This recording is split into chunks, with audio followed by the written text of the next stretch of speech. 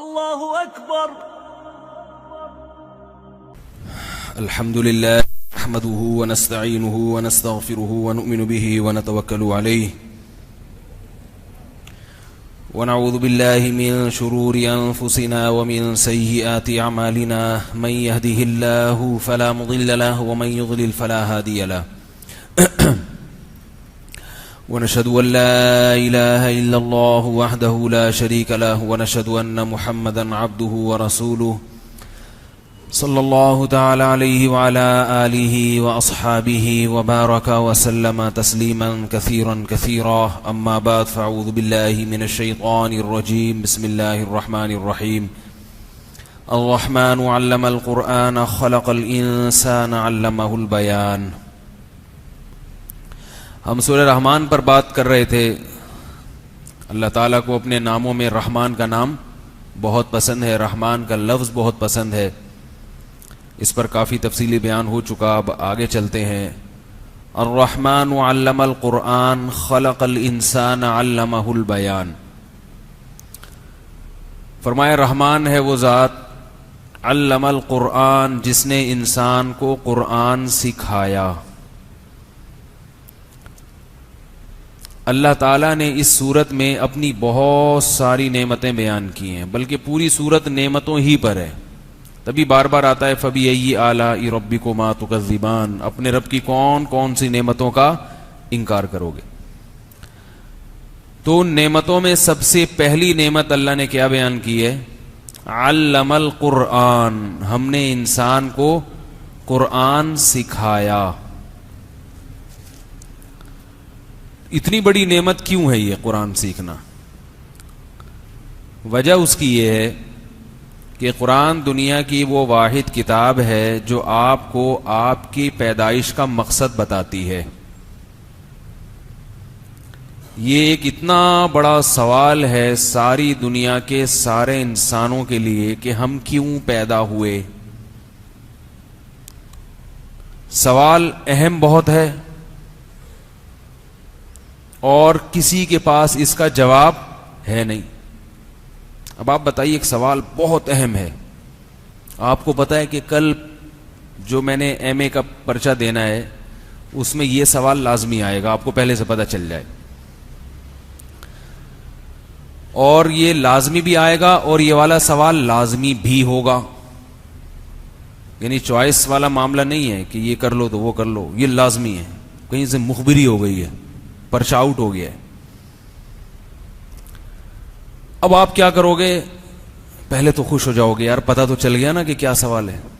اب وہ امپورٹنٹ بن گیا, آپ کے لیے اہم بن گیا. اب آپ فوراً کتابیں تلاش کرو گے, یار اس کا جواب مل جائے,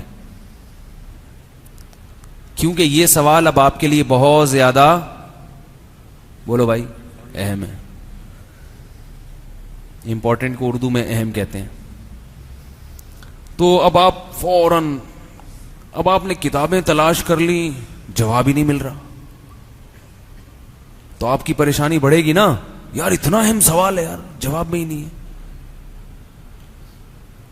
پھر آپ کیا کرو گے؟ لوگوں کو فون گھماؤ گے, یار تم بتاؤ یار, تم بتاؤ یار. کوئی بتا ہی نہیں رہا.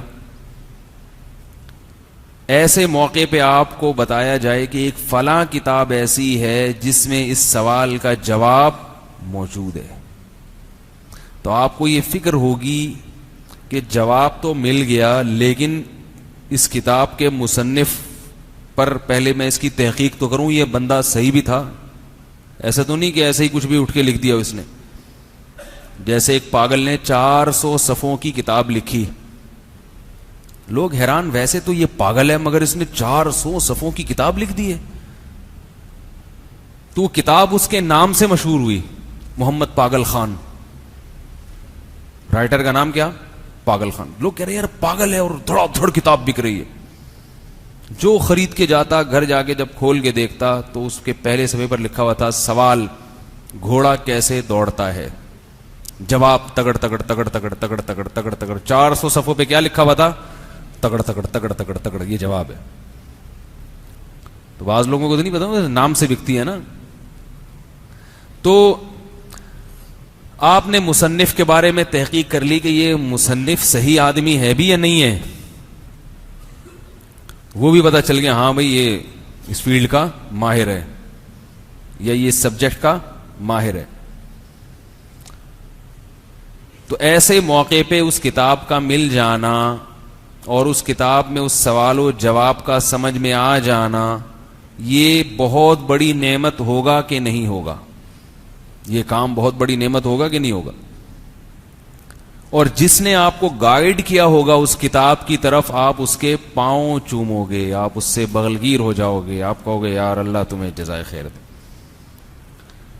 یہ سارے کام کیوں ہوں گے؟ حالانکہ پھرے تو آپ کو ویسے بھی ایگزامینیشن ہال میں ملتے ہیں، پھرے تو ملتے ہیں نا. ارے تو بتا کون سا سوال ہے، کون تو چل رہا ہوتا ہے، پھرے بازیاں تو چلتی ہیں. ان پھروں کو کوئی لفٹ نہیں کراتا، لیکن پہلے سے کسی سوال کا پتہ چل جائے کہ یہ لازمی سوال ہے اور اس کا جواب نہ مل رہا ہو اور پھر کہیں سے وہ جواب مل جائے تو آپ خوشی سے پاگل ہو جائیں گے. یہ اس دنیا کے امتحان کی بات ہے کہ جس امتحان میں فیل ہونے والا بھی کوئی خاص بڑی ناکامی سے دوچار نہیں ہوتا. دنیا میں بہت سارے لوگ ہیں جو فیل ہونے کی وجہ سے ترقی کی ہے انہوں نے. اگر وہ پاس ہو جاتے تو ایک مخصوص شعبے میں جاتے، وہ فیل ہوئے تو بزنس میں چلے گئے، پیسہ کمانا شروع کر دیا انہوں نے. تو اب ایک سوال ہے کہ اللہ نے ہمیں کیوں پیدا کیا یا ہم کیوں بنے؟ یہ ایک سوال ہے. اور انسان کے لیے دنیا میں سب سے اہم ترین سوال یہی ہے. اس کے علاوہ کوئی بھی دنیا میں ایسا سوال نہیں ہے جس کا آپ کو جواب معلوم، یعنی جواب معلوم ہونا ضروری ہو. سب سے اہم سوال ہے. اس لیے کہ جب آپ کے پاس کوئی چیز آتی ہے، کوئی بھی پروڈکٹ کوئی آپ کو گفٹ دے کے چلا جائے، ایک ڈبے میں موبائل رکھا ہوا ہے،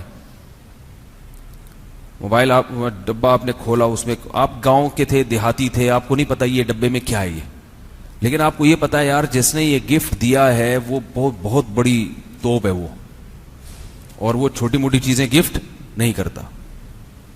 تو جب آپ ڈبہ کھول کے دیکھو گے، آپ موبائل میں وہ اس کی LED میں پہلے اپنی شکل دیکھ رہے ہو، یار یہ تو شیشہ ہے، آئینہ ہے. پھر آپ کہو گے یار یہ آئینہ تھوڑی کوئی مجھے گفٹ دے سکتا ہے. پھر آپ بٹن دبا رہے ہو تو ایک دم سیمسنگ لکھا ہوا آیا، اجلا اجلا سا، ٹونگ ٹونگ گھنٹی بجنا شروع ہوئی. تو آپ کو تجسس ہوگی نا کہ یہ کیوں، یہ کس لیے بنایا گیا ہے؟ کیا خیال ہے بھائی؟ آپ کو تجسس پیدا ہوگا کہ یہ یار مجھے پتا تو چلے اس کا کام کیا ہے. تو بندر کی طرح لگے رہو گے تھوڑی دیر تک، کبھی یوں لگا رہے ہو، کبھی یوں لگا رہے ہو، کبھی کیا کر رہے ہو، پریشان پھر ہوگے.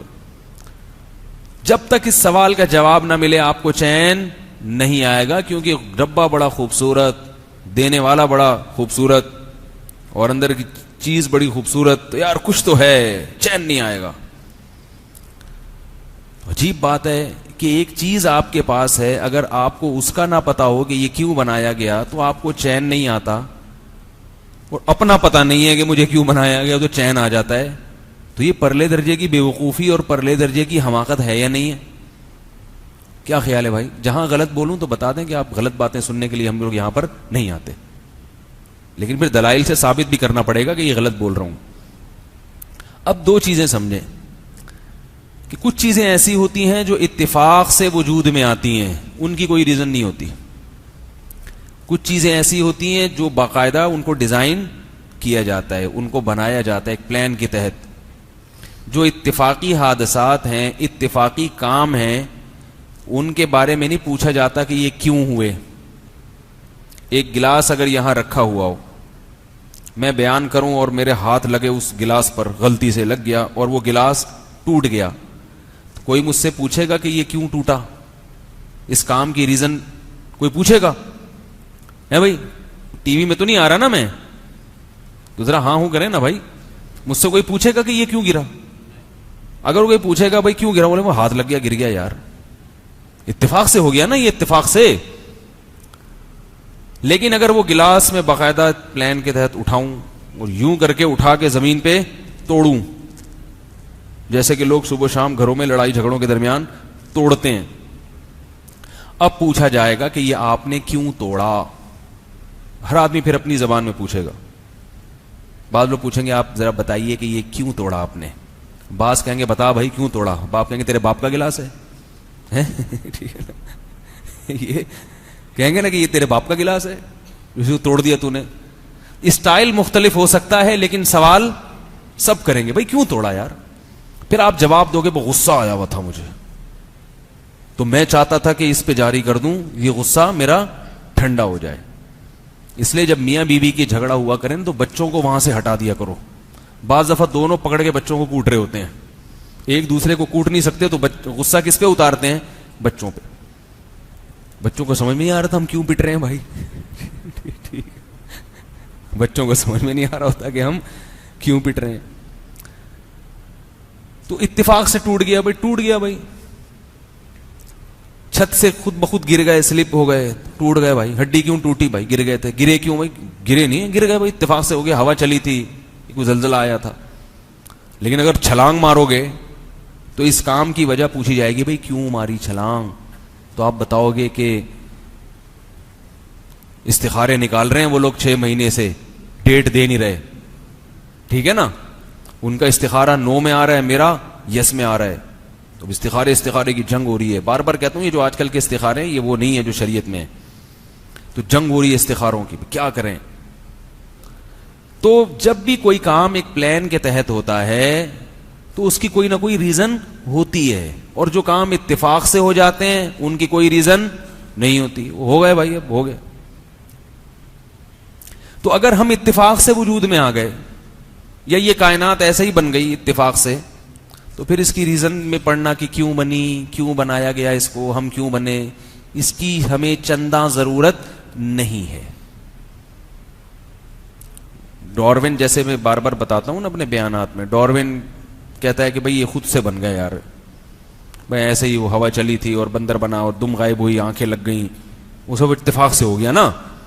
تو بھائی اگر ڈارون کی بات سے آپ لوگ اتفاق کرتے ہیں, ایگری کرتے ہیں, تو پھر ہمیں یہ جاننے کی چندہ ضرورت نہیں ہے کہ ہم کیوں بنے.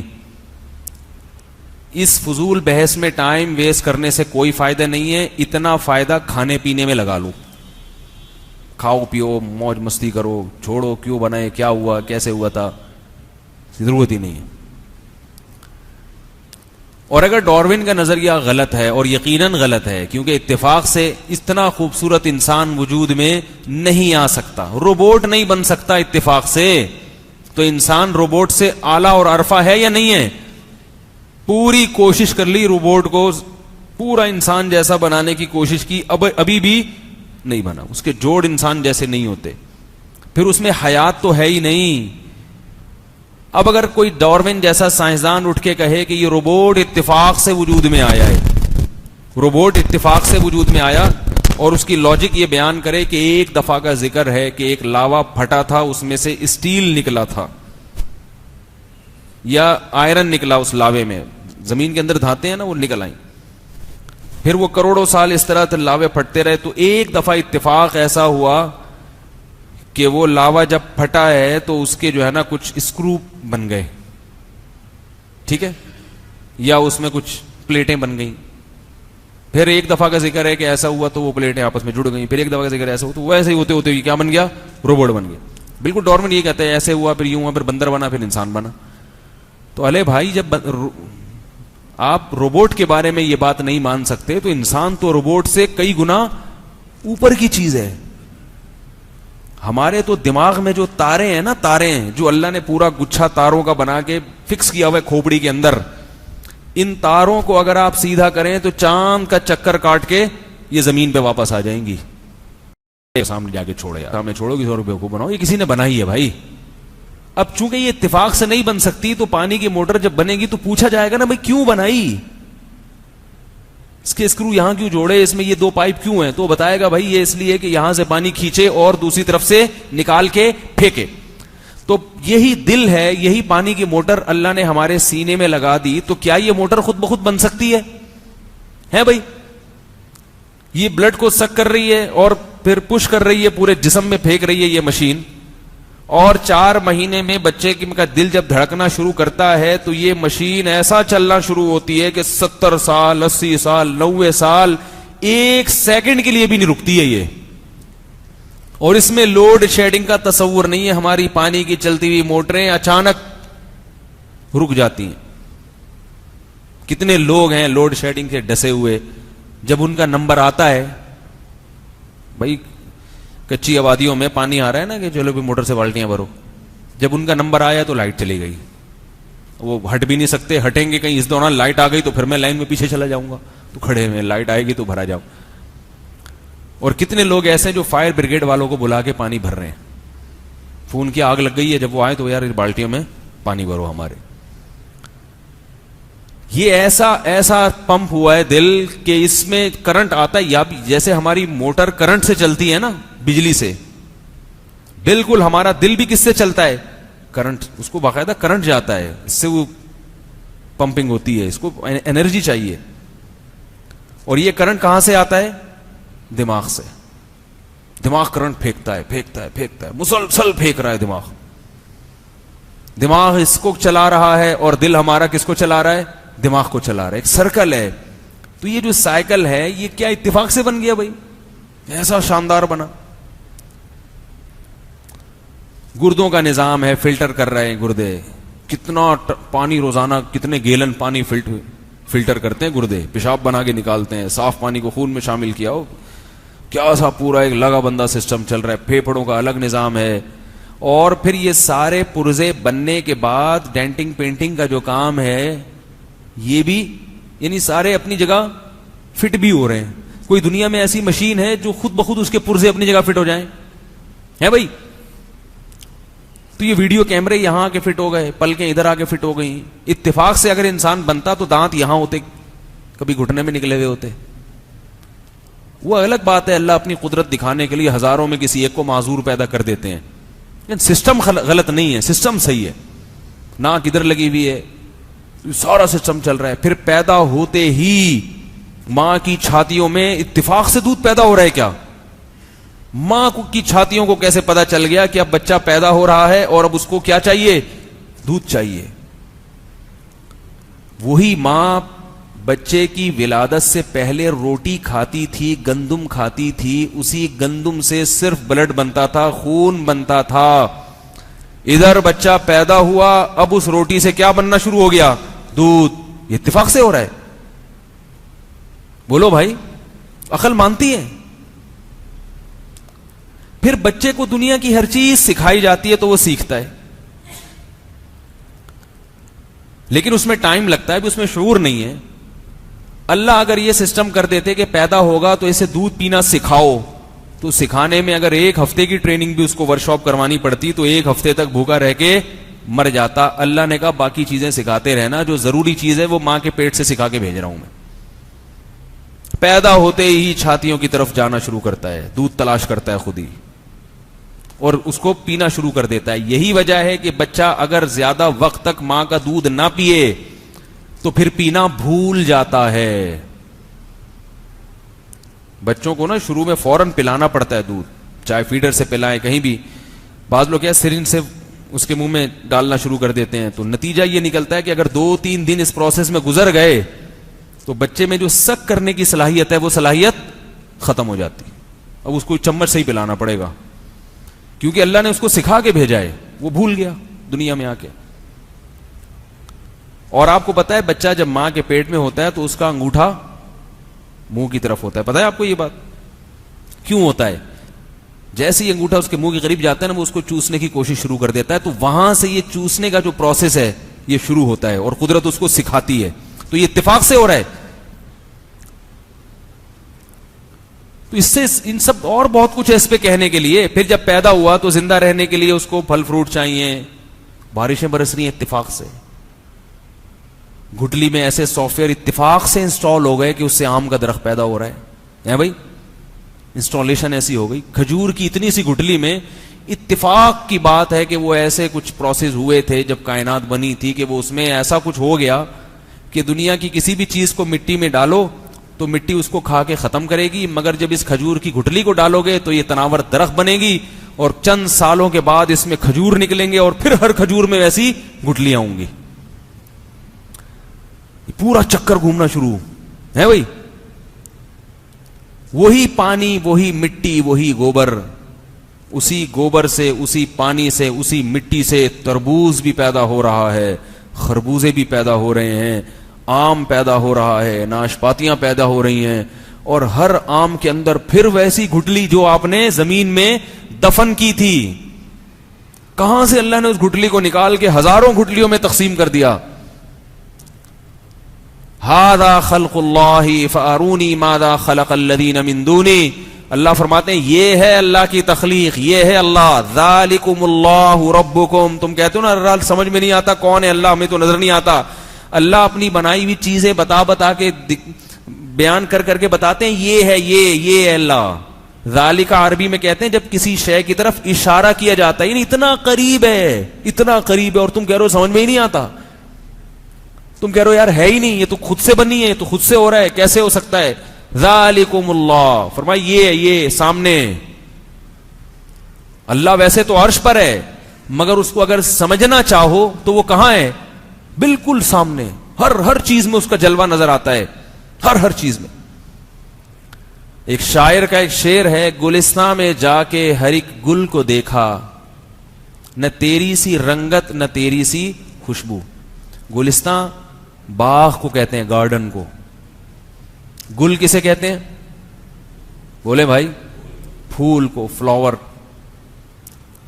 گلستان میں جا کے ہر ایک گل کو دیکھا, اپنے محبوب کے بارے میں کہہ رہے, گلستان میں جا کے ہر ایک گل کو دیکھا, نہ تیری سی رنگت نہ تیری سی خوشبو. یعنی تو مجھے ان پھولوں میں کہیں نظر نہیں آیا, تو پھولوں سے بہت اوپر کی چیز ہے. حضرت حکیم الامہ مولانا اشرف علی تھانوی رحمہ اللہ تعالی فرمایا کرتے تھے کہ جن کو اللہ سے محبت ہوتی ہے تو وہ شعر یوں پڑھتے ہیں, گلستان میں جا کے ہر ایک گل کو دیکھا, تیری ہی سی رنگت تیری ہی سی بو ہے. ہر چیز میں ہمیں جلوہ نظر آ رہا ہے, ہر چیز میں اللہ کا ہمیں جلوہ نظر آ رہا ہے. پھول کی پتیاں گواہی دیتی ہیں کہ مجھے بنایا گیا ہے, میں خود سے نہیں بنا ہوں.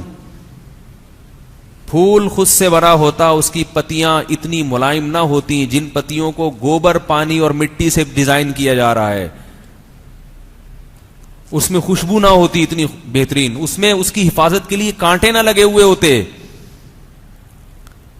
اور بعض پھول ایسے خوبصورت ہوتے ہیں, ان میں کیسے آپ گھر میں اگر کلر کروائیں نا, خوبصورت ڈیزائن کروائیں, کتنا ٹائم لگتا ہے. آ کے وہ جو ڈسٹیمپر کرنے والا جب آتا ہے تو پہلے تو وہ چرس پیتا ہے تھوڑی دیر, میں نے جتنے دیکھے ہیں اللہ ماشاءاللہ سارے ہی چرسی نظر آتے ہیں. وہ کہتے ہیں یار اس کے بغیر تو اتنا محنت والا کام ہوتا نہیں, یہاں یہ والی پٹی لگانی ہے, ادھر دوسری پٹی لگانی ہے, تھوڑا سا سٹا مٹا لگائیں گے, اس کے بعد ڈڑ ایک دم شروع ہو جائیں گے. کہتے ہیں یار اس کے بغیر اتنا محنت والا کام نہیں ہوتا. تو وہ ڈیزائن بنانے کے لیے ان کو کتنا ٹائم لگتا ہے نا. اور پھول کا ڈیزائن کیسے بنتا ہے, کیسے پتیاں اس کی لائن سے ایسے ترتیب سے جڑی ہوئی ہوتی ہیں, کیسے ترتیب سے اس کی خوبصورت چہرہ اس کا ایسا کھلتا ہے. اور اس میں پھر اوپر کیا ہوتی ہیں, وہ ایک ڈنڈیاں ہوتی ہیں چھوٹی چھوٹی, جس پہ تتلیاں آ کے بیٹھتی ہیں, پھر ان تتلیوں سے وہ دانے چپکتے ہیں, پھر وہ دوسرے پھولوں پہ جا کے بیٹھتی ہیں, تو وہ نر اور مادہ دانوں کا ملاپ ہوتا ہے, اس سے پھر پھل وجود میں آتا ہے. کیا عجیب نظام ہے پھل کو پیدا کرنے کا. اللہ کام تتلیوں سے, مکھیوں سے اور مکوڑوں سے لے رہے ہیں. یہ پری پلان ہے سب کچھ, یہ پہلے سے پلاننگ ہے. پھل پیدا کرنے کے لیے ضروری تھا کہ نر اور مادہ وہ ذرے ملائے جاتے. اب پودوں میں تو شعور نہیں ہوتا نا, انسان تو شادی کر لیتا ہے, پودوں میں تھوڑی شعور ہے. تو اللہ نے کیا کہا, اللہ نے کیا کیا, اللہ نے کہا کہ ان کی طرف ان کے ٹانگوں سے چپکا دو, کس کو, مکوڑوں اور تتلیوں کی ٹانگوں سے یہ چپکا دو, یہ ذرے یہ مختلف درختوں پہ بیٹھیں گے. اب وہ بھائی چپکا دو کے لیے ضروری ہے کہ کوئی اٹریکشن کی چیز ہو نا, کہ وہ تتلیاں اس کی طرف مائل ہوں. تو اللہ پھل سے پہلے کیا پیدا کر دیتے ہیں, پھول. پھول دیکھ کے وہ تتلیاں, مکھیاں, کیڑے مکوڑے اس کی طرف لپکتے ہیں, وہ اپنے فائدے میں لپکتے ہیں, اور قدرت ان سے انسان کے لیے پھل پیدا کر رہی ہے. مکوڑے اور تتلیاں وہ اپنے کام سے جا رہے ہیں, ان کو تھوڑی پتا کہ ہم نے خربوزے پیدا کرنے ہیں. ہم لا رہے ہیں 4 کلو خربوزے, ابھی بھی میری جیب میں پرچی ہے, اس میں 4 کلو خربوزے لکھا ہوا ہے. کتنے لکھا ہوا ہے 4 کلو خربوزے.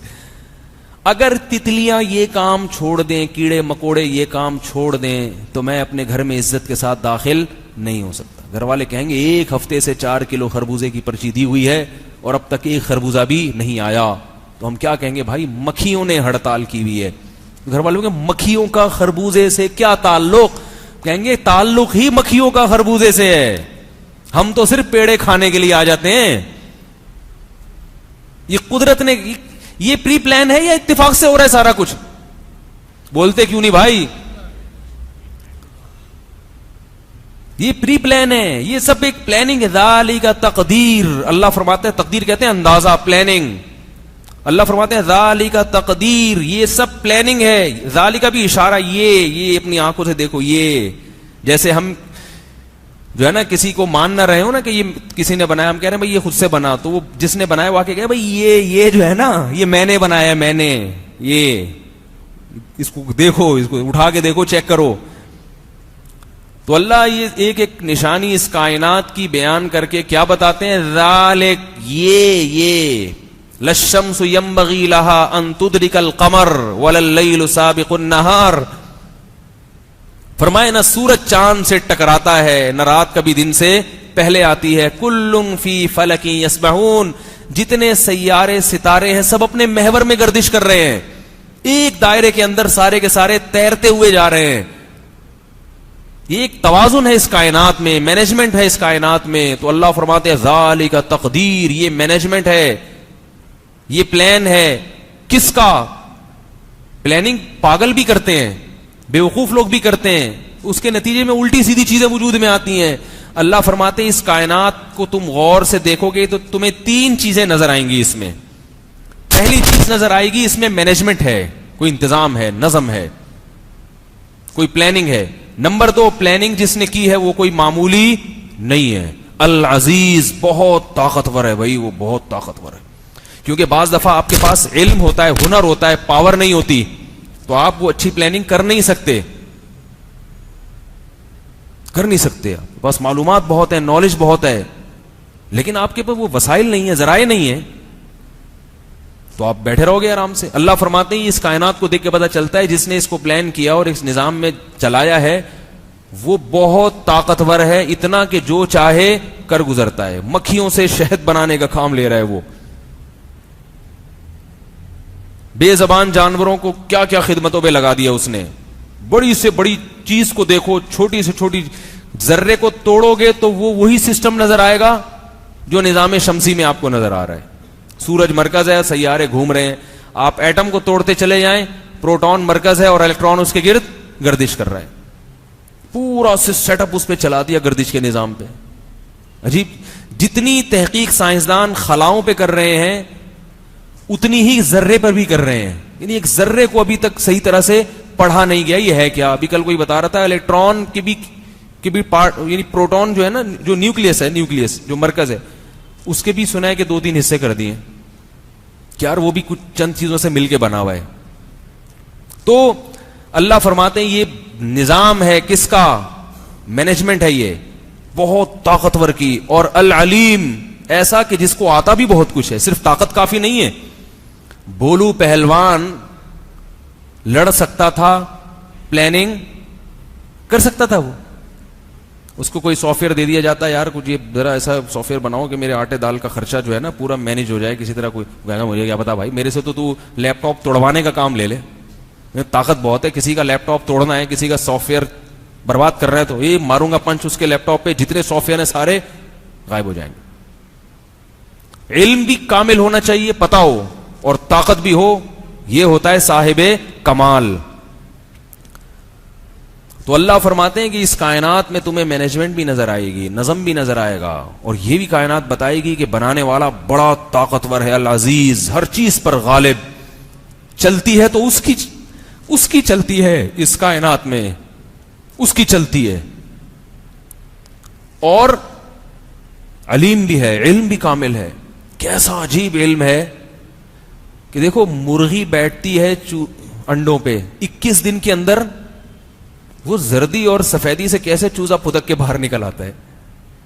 کہاں اس کے پھیپڑے، کہاں کلیجی، کہاں جگر. اور وہ چوزا جیسے ہی نکلتا ہے اس کو اپنے دشمن کا پتا ہے کہ بلی کون ہے، میری آبائی دشمن. اور وہ دانا چگنا شروع کر دیتا ہے. سب پتا ہے اس کو بھائی کہ انڈے کے اندر کون سکھا رہا تھا اس کو, انڈے کے اندر کس نے سکھایا اس کو. اور مرغی کو کیسے پتا ہوتا ہے کہ میں نے یہاں انڈے دیے ہیں, اب تھوڑے دن کے بعد آ کے میں نے ان انڈوں کے اوپر بیٹھنا ہے. ہم نے تو مرغیوں سے سیکھا ہے, پولٹری فارم میں جو انڈے سے چوزے نکالے جاتے ہیں مرغیوں سے سیکھا ہے کہ مرغی اتنا ٹیمپریچر دیتی ہے انڈے کو, تو ہم نے وہ مشینیں بنا کے اتنا ٹیمپریچر دیا تو وہ چوزا نکل آیا اس میں سے. مرغی کو کس نے بتایا تھا؟ میرا خیال ہے آپ لوگوں نے بتایا تھا مرغی کو. تو ایک ایک چیز کو ایک بات نہیں ہے, ہر چیز میں آپ کو پرندے اڑتے کیسے ہیں. جہاز جب اڑانے کے لیے بنایا, اس کے پروں کو ڈیزائن کیا تو اس میں کتنے ہزاروں سال لگے انسان کو یہاں تک پہنچنے میں کہ بھئی ایسے پر ہوں, اتنی سپیڈ سے ہو تو پھر ہوا میں اڑے گا. ہزاروں سال. اور وہ بھی نقل ماری ہے پرندوں کو دیکھ کے, پرندوں کو دیکھ کے کہ بھئی یہ پرندہ, یہ چیل ہے, اس کی لمبائی اتنی ہے, اس کی چونچ کی ایسے کرو ہے تو اس کے پر ایسے ہیں, تو اس کا مطلب اگر ہمیں پلین بنانا ہے تو اگر اس ڈیزائن میں بنانا ہے تو اس کے پر ہمیں ایسے بنانے. پوری کاپی ہے. آپ کبھی ایمریٹس میں سفر کریں نا تو اس میں وہ LCD میں دکھاتے ہیں جہازوں کی تصویریں اور پرندوں سے کتنا میچ کر رہی ہیں وہ. ہر جہاز کسی نہ کسی پرندے کی شکل کا یا مچھلی کی شکل کا.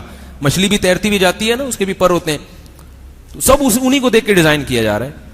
تو یہ جہاز خود سے نہیں بن سکتا, اور یہ مچھلیاں اور یہ پرندے جن کو نقل مار رہے ہیں ہم,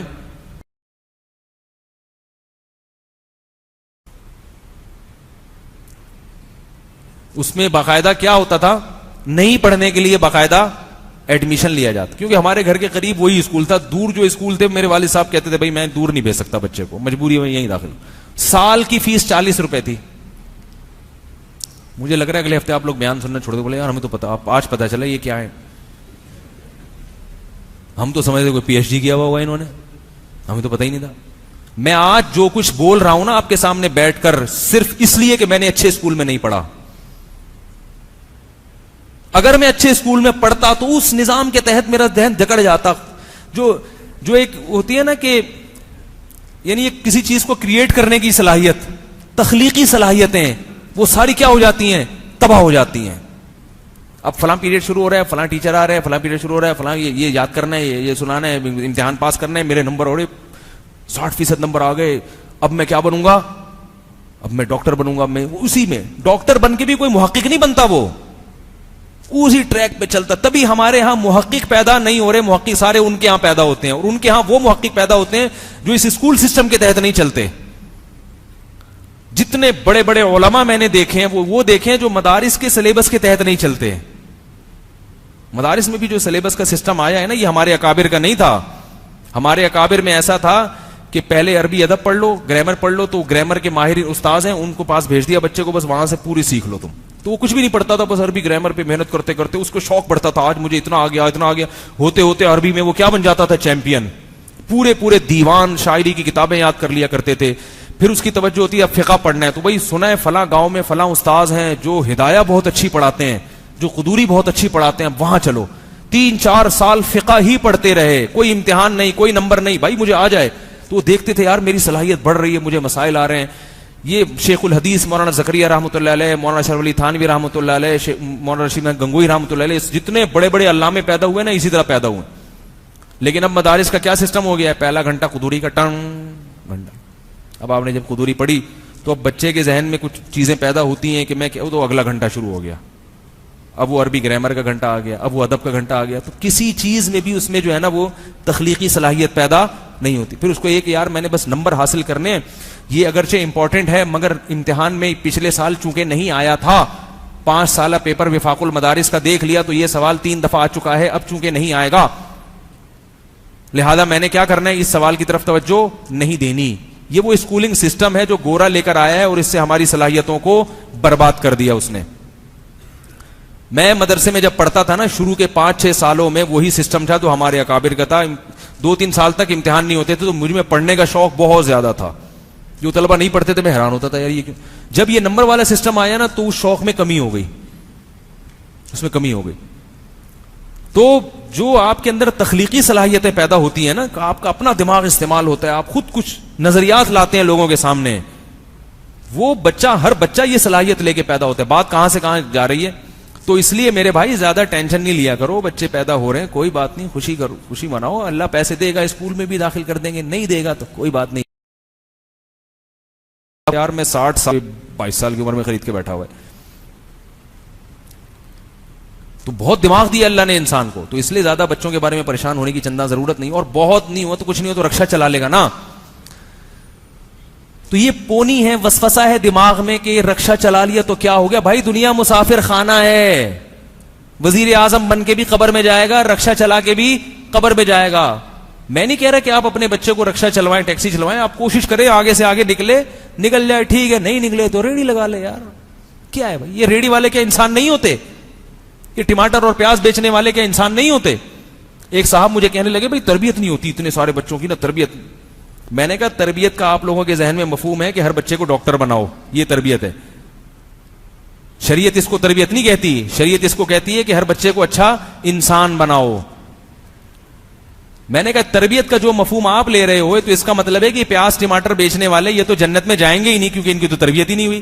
جبکہ حدیث میں آتا ہے کہ غریب لوگ جنت میں زیادہ جائیں گے, پیاز ٹماٹر والے جنت میں زیادہ ہوں گے, اور بیوروکریٹس اور بڑے بڑے ججز اور وکلاء اور بہت اچھے عہدوں پر جو پہنچے ہوئے لوگ ہیں وہ جہنم میں زیادہ ہوں گے. تو تربیت اگر ان کی اچھی ہوتی, بڑے بڑے لوگوں کی تربیت اچھی ہوتی تو ان کو جنت میں زیادہ ہونا چاہیے تھا نا, پیاز ٹماٹر والوں کو نہیں کم ہونا چاہیے تھا. لیکن حدیث میں کیا آتا ہے, یہ لوگ زیادہ ہوں گے. تو آپ کوشش کریں بچوں کو اچھا, جب باقی ٹینشن لینے کا نہیں ہے. رکشا چلا لیا کوئی بات نہیں, چلانے دو یار, چلتا ہے. بچہ ویسے بھی جب بالغ ہو جاتا ہے نا, اپنے پاؤں پہ کھڑا ہو گیا, اپنی شادی ہو گئی, تو پھر وہ لوگ بھول جاتے ہیں. رکشا چلا رہے, باپ کو آ کے کہتے ہیں تمہارے بیٹا رکشا چلاتا ہے, اپنے خرچے پہ چلا رہے ہیں. یہ چیزیں پھر بعد میں, تو پہلے سے ٹینشن, اللہ پہ اعتماد اور توکل نہیں ہے, پریشان رہتے ہیں. اس لیے خوشی منایا کرو بچے جب پیدا ہو رہے ہیں, اور ماؤں کو بھی چاہیے خوشی منائیں کہ عورت کے جتنا کام بچے آتے ہیں نا, یاد رکھو اللہ نے عورت کو کسی پہ حکومت کا حق نہیں دیا ہے. عورت شوہر پہ حکومت نہیں کر سکتی, عورت صرف اور صرف حاکم ہوتی ہے اپنی اولاد پر. میں نے بتایا تھا نا حضرت عیسیٰ پیدا ہوئے پیغمبر, کتنا بڑا مقام, ساری قوم حضرت عیسیٰ کے تابع, مگر حضرت عیسیٰ کو اللہ نے وہ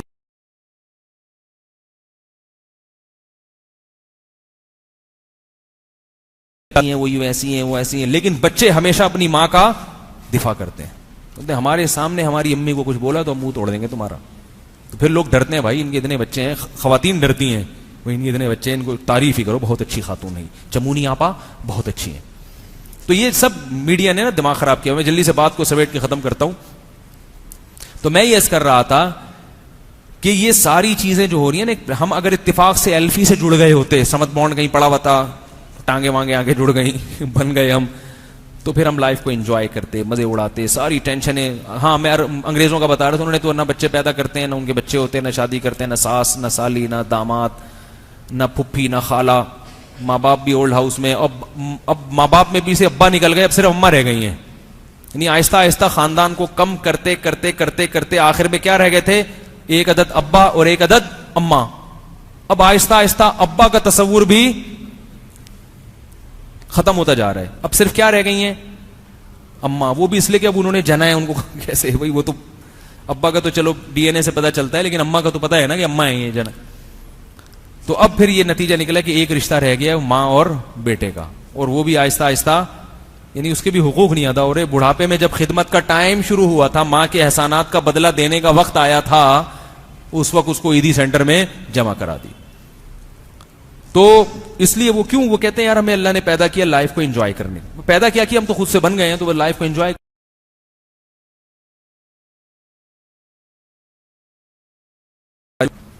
کیوں یہ سوال اس لیے بھی ضروری ہے کہ جو چیز جس کام کے لیے بنی ہوتی ہے, اگر وہ اس کام میں استعمال نہیں ہوگی تو ضائع ہونا شروع ہو جاتی ہے, ڈسٹرب ہونا شروع ہو جاتی ہے, سکون برباد ہونا شروع ہو جائے گا. گوروں نے عیاشی کی حد درجے کی کوشش کر لی, مگر ان کی زندگیوں میں سکون نہیں ہے, کیونکہ جس کام کے لیے بنے گئے تھے. دیکھو فٹ بال کو بنایا گیا ہے کک مارنے کے لیے, کیا خیال ہے, اور گلاس کو بنایا گیا ہے پانی پینے کے لیے. اگر آپ گلاس پہ کک مارنا شروع کر دیں اور فٹ بال کو کاٹ کے اس میں پانی پینا شروع کر دیں, تو فٹ بال کا ہو گیا بیڑا غرق, اور گلاس کا ہو گیا بیڑا غرق. تو کر دو نا, بیڑا تو غرق کریں کم از کم, منہ سے بول دیں گلاس کا ہو گیا بیڑا غرق. پیٹرول بنا ہے ٹینکی میں ڈالنے کے لیے اور پانی بنا ہے پینے کے لیے. آپ نے کہا پیٹرول کا چونکہ مجھے مقصد ہی پتہ نہیں کیا تو میں اپنی مرضی سے آپ پینا شروع کر دیا, تو پیٹرول بھی برباد ہوگا اور آپ بھی برباد ہوگا. اور پانی بائک میں ڈال دیا تو پانی کا بھی ایسی کہ وہ بنا پینے کے قابل رہا نہ کسی اور, وہ بائک کا بھی, بائک اور گاڑی کی بھی ایسی کی تیسی ہو گئی. تو اللہ نے آپ کو جس پرپز کے لیے بنایا تھا, جس مقصد کے لیے بنایا تھا, آپ اس میں اگر نہیں چل رہے تو آپ کی نیچر کے خلاف ہے, یہ فطرت کے خلاف ہے. اور نیچر کے خلاف کبھی بھی چلو گے تو تباہ و برباد ہو جاؤ گے. شیر کو اگر آپ چڑیا گھر میں بھی بند کرتے ہو تو نیچرل ماحول دیتے ہو آپ اس کو. آپ نے کیا کیا, شیر کو لے کر آئے اور اے سی روم دے دیا اور صوفے لگا دیے اور ٹیبل اور چمچ کہ بھائی تم کتنے عرصے سے چیر پھاڑ کر کے کھا رہے ہو, خامخواہ کی ٹینشن ہے یار, یہ چھری ہے, یہ چاپڑ ہے, جب بھی بکری کا شکار کرو تو یہاں سے یوں چاپڑ سے یوں کرو, پھر اسے پیس بناؤ, پھر چانپے روسٹ کرو اور ایئر کنڈیشن میں بیٹھ کے کھا جاؤ. شیر مر جائے گا تھوڑے دنوں میں. وہ کہے گا مجھے جو اللہ نے دھاڑ دیا ہاں کر کے, یہ اس لیے کہ شیر شکار پہ جھپٹوں میں. آپ کیک, پیسٹریوں والا کیک کھلا رہے ہیں شیر کو, یار یہ نرم ہوتا ہے, ہڈی توڑنے میں ٹینشن ہوتی ہے بھائی. بادام کھلا رہے ہیں اس کو, اس میں بھی تو وہی پروٹین ہے. تو کہے کیا کر رہے ہو میرے ساتھ. چڑیا گھر میں بھی رکھتے ہیں نا, اس کو نیچرل ماحول دیتے ہیں. تو ہم جس مقصد کے لیے پیدا ہوئے اگر ہم اس میں نہیں لگیں گے تو میرے بھائی خودکشیاں ہوں گی, ڈپریشن کے مریض بنیں گے. کوئی وجہ نہیں سمجھ میں آئے گی میں پریشان کیوں ہوں, پھر بھی کہیں گے میں پتہ نہیں میں ہوں پریشان. لوگ کہتے ہیں ہم پریشان ہیں لیکن پتہ نہیں کیوں پریشان ہیں, سمجھ میں نہیں آ رہا. تو اللہ نے فرمایا کہ میں نے انسان پر احسان کیا کہ اس کو قرآن سکھا دیا, کیونکہ قرآن اس کے ان ضروری سوالات کا انتہائی کافی اور انتہائی شافی جواب دیتا ہے. آئی بات سمجھ میں؟